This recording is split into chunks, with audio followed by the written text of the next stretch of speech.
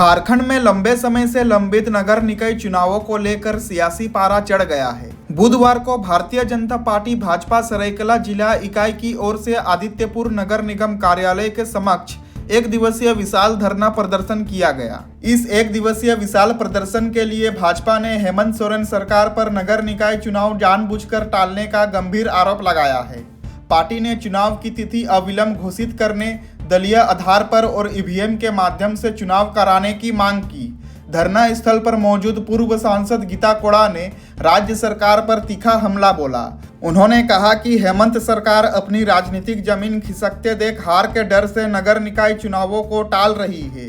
गीता कोड़ा ने आरोप लगाया कि सरकार केवल हाई कोर्ट के दबाव में चुनाव की बातें कर रही है, जबकि उनकी मंशा साफ नहीं है। इससे जनता को उनके लोकतांत्रिक अधिकारों से वंचित रखा जा रहा है।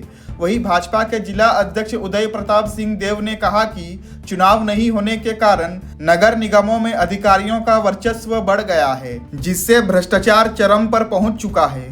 उन्होंने दो टूक कहा कि भाजपा नगर निकाय चुनाव केवल ईवीएम से और दलीय आधार पर ही कराने की मांग पर अडिग है। धरना प्रदर्शन के दौरान भाजपा कार्यकर्ताओं की भारी भीड़ नजर आई और सरकार के खिलाफ जमकर नारेबाजी की गई।